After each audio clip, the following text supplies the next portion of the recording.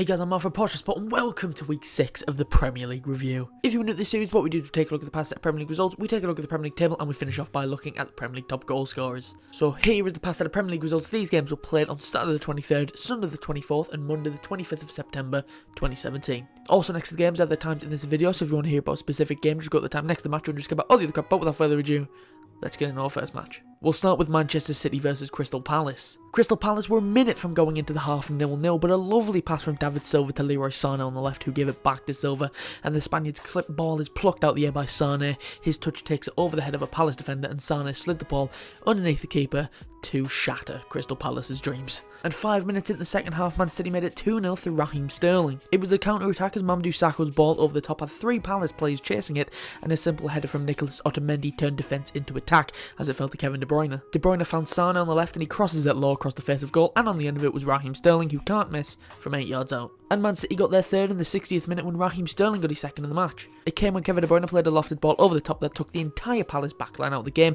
Aguero made his way into the back post and he side-footed the ball back across, and yet again Sterling can't miss as he finished from 2 yards out. And Man City got their fourth in the 80th minute when Sergio Aguero got on the score sheet. A lovely ball into the box from Leroy Sané, and on the end of it with a bullet header was Sergio Aguero, who finished past Wayne Hennessy. And Man City got their fifth in the 89th minute, and you could tell that anyone could score when Fabian Delph got a goal. It was a great goal, to be fair to him, as he had the ball outside the box and he smashed it straight in the top corner of the net. And that's how the game ended. Yet again another big win for Manchester City, and it's just getting harder and harder each week to try and think of a team who can stop them. And when they're on this type of form, absolutely no one. And yet again, Crystal Palace have failed to score in a Premier League match. Now they're just adding to a record they set last week. Crystal Palace did well to hold on for the first half, but as soon as that first goal went in, it really changed the dynamic of the game and the floodgates just opened. And we move on to West Ham versus Tottenham. Tottenham took the lead in the 35th minute when Harry Kane opened the scoring. It came following a huge mistake from Andy Carroll, who gave the ball away in his own half to Christian Eriksen, who then slid the ball to Dele Alli.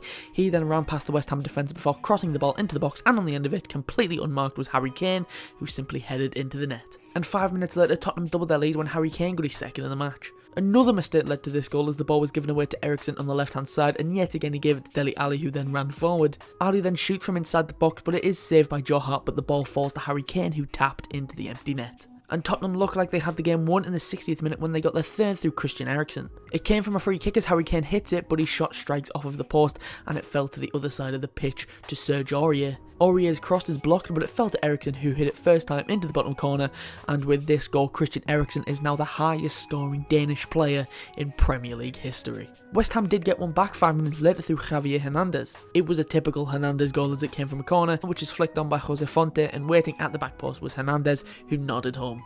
And the momentum was very much with West Ham, and it would get easier for them as in the 70th minute Serge Aurier got sent off. It was a silly challenge, and after being booked just before the West Ham goal, he for some reason came in from behind on Andy Carroll, and the Ivorian was rightly sent off. And the final minute of this game were an interesting one, as in the 87th minute West Ham reduced the deficit to 1 when Cheikh Kouyaté got a goal. It was a lovely ball in from Arda Masuaku, and on the end of it, rising above everyone, was Kouyaté, who thumped the header into the back of the net. And that's how the game ended. A very good finish to the game, and West Ham did well to get back into it, especially after being 3-0 down. To even get a sniff of a point is a great display. Tottenham really should have wrapped this game up, but lapses of concentration allowed West Ham to get back into it and nearly steal a point. And we move on to Leicester versus Liverpool. Liverpool took the lead 15 minutes into the game when Mohamed Salah opened the scoring. It came as Coutinho played in a lovely cross into the back post, and at the back post was Mo Salah, who headed into the back of the net from a very tight angle. And 5 minutes later, Liverpool doubled their lead as Coutinho got his first goal of the season. If I just say free kick, you already know where I'm going with this. From the free kick, up stepped Coutinho, who got the ball over the wall and straight into the back of the net. And now, here's where I have a problem with Leicester, and more importantly, Jamie Vardy, the little rat. Leicester did get a goal just before half-time, and it came from a free kick, which Jamie Vardy won by straight-up diving. He ran across Martip, clipped his own heels, and went down From that free kick, a corner is won, and then from that corner, Simon Mignolet comes out and he misses the ball. The ball bounces off of Joe Gomez and Shinji Okazaki pokes the ball into the net. And another problem I have, Simon Mignolet missed the ball because he was being held down by Shinji Okazaki, so he just couldn't jump high enough. But 20 minutes into the second half, Liverpool retook their 2-goal lead through Jordan Henderson. A fast counter-attack caught Leicester out, the ball was played through to Henderson, one-on-one with the keeper. He took a touch, cut inside to avoid the incoming Leicester man before sending Schmeichel the wrong way and placing it in the back of the net. But less than a minute later, Leicester kept the game interesting when the rat, Jamie Vardy, got a goal. Demarai Gray's shot is saved by Mignolet and it fell straight to Vardy, who headed into the empty net.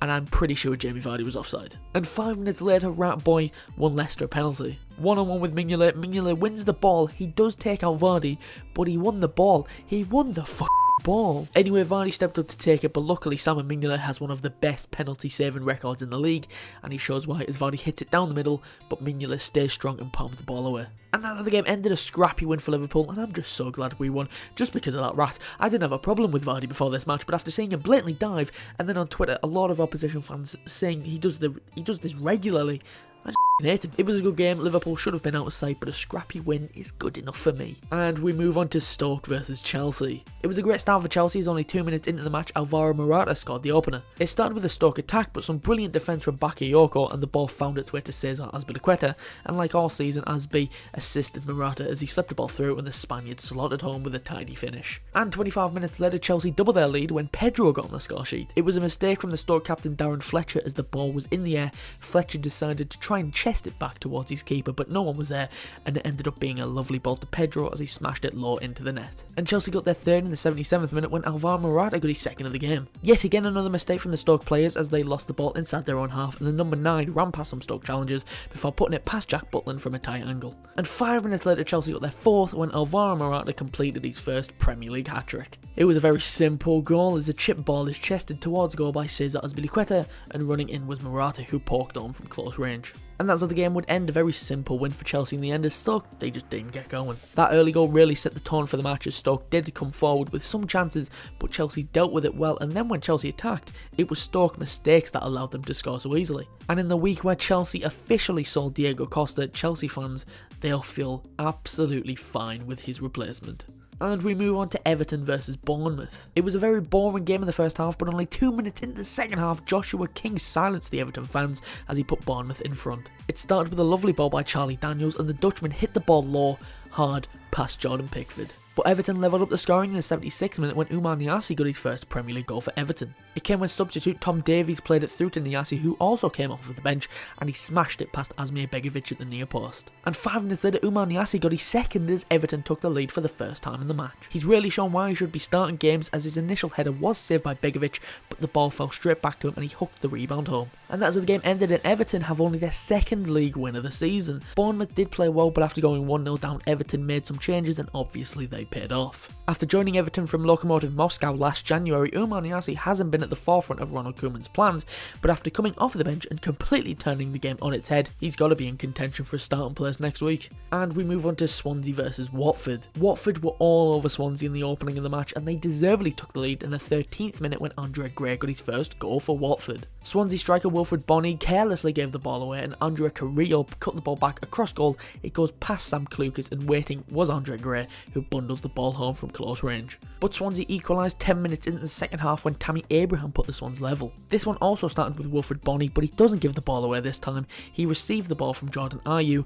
Bonney's shot is well saved by Gomez, but it fell into the path of Abraham, and the Chelsea loanee pounced and he put the ball home for Swansea's first home goal of the season. And the game looked like it was going to end 1-1, but in the 90th minute, Watford nicked all 3 points. It was a Swansea mistake at the most crucial of times. Roque Mesa lost the ball and Richarlison went on the attack. He went past Alfie Mawson and the Brazilian was one-on-one with the Swansea keeper, and Richarlison finished to win the game. And that's how the game ended. After losing 6-0 to Manchester City last week, it was the perfect reaction with a scrappy win against mid-table rivals. Watford have now won 3 Premier League away games in a row, which is the first time they've ever done it. And we move on to Arsenal versus West Brom. Arsenal took the lead in the 20th minute when Alexandre Lacazette became the first Arsenal player to score in his first 3 Premier League home games. It came from a free kick as Alexis Sanchez's free kick is pushed onto the bar by Ben Foster, but the rebound fell to Lacazette, who headed into the net. And Arsenal were given the perfect chance to double their lead in the 65th minute when they were given a penalty. A very silly challenge by Alan Nyon pretty much rugby tackled Aaron Ramsey and the ref pointed to the spot. Alexandre Lacazette stepped up to take it and he buried it into the bottom right corner underneath Ben Foster, who dived the right way.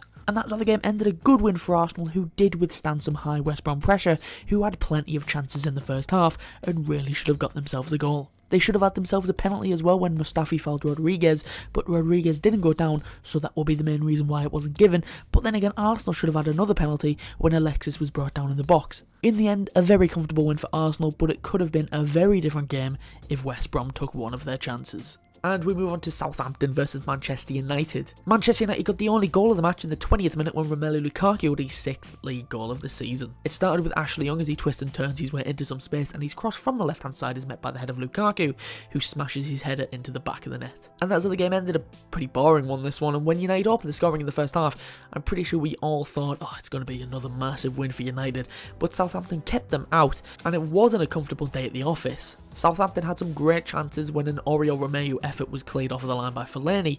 A very hard-fought victory for United, but at the end of the season, it's these wins that prove to be the most vital. And we move on to Brighton versus Newcastle. A very boring game, this one, and the only thing we're talking about came in the 50th minute when Brighton took the lead. It came from a free kick as Pascal Gross whipped the ball into the box and Dale Stephens heads it back across goal, and on the end of it was Thomas Hamed, who hooked his shot into the back of the net. And that's how the game ended. A very boring game, this one. Nothing really happened. Newcastle had more of everything, really, but the team couldn't find a way to level the scoring, and Brighton held on for their second consecutive league win. And finally, we've got Burnley versus Huddersfield. Nothing happened. Burnley manager Sean Dyche wasn't happy with Huddersfield player Rajiv Vallabhana after he dived, but won't be retrospectively banned because he didn't win a penalty or get someone sent off. But the referee did book the Huddersfield man, so the ref did acknowledge the dive. Looking at the stats, I'd say a draw was probably the right result. Right, so that's all I've got for you this week. Before we go, let's take a look at the Premier League table and top goal scorers. Starting off with the Premier League table. Starting with the top 5, and as you can see, Manchester City are top on goal difference after they put 5 past Crystal Palace. Manchester United are second after beating Southampton. Chelsea are third following their big win at Stoke. Tottenham are fourth after they held on to beat West Ham, and Liverpool make it the top 5 after they narrowly beat Leicester. Moving on to the bottom 5, and Crystal Palace is still at the bottom with 0 wins, 0 goals after they were smashed by Man City. Bournemouth are 19th after they lost to Everton. West Ham narrowly missed out on a point after they lost to Tottenham. Leicester are on the edge of the drop zone after they lost against Liverpool, and Stoke make up the bottom 5 after being beat by Chelsea. Moving on to the top goal scorers, and as you can see, Sergio Aguero is on top after he got a goal against Palace that took him up to 6 goals and 3 assists. Alvaro Morata is second after we got his first hat-trick for Chelsea that shot him up to 6 goals and 2 assists. Romelu Lukaku got his 6th goal this season against Southampton. That took him to 6 goals and 1 assist. Raheem Sterling got 2 goals against Palace. He's on 5 goals. Also on 5 goals is Jamie Vardy. Right, so that's all I've got for you this week. If you did enjoy, be sure to leave a like and subscribe, and I'll be back next Tuesday for the next episode of the Premier League Review. If you want to follow us on Twitter to stay up to date when we upload or if we ever go live, you can. The link is in the description, or it's at @portionofsport_.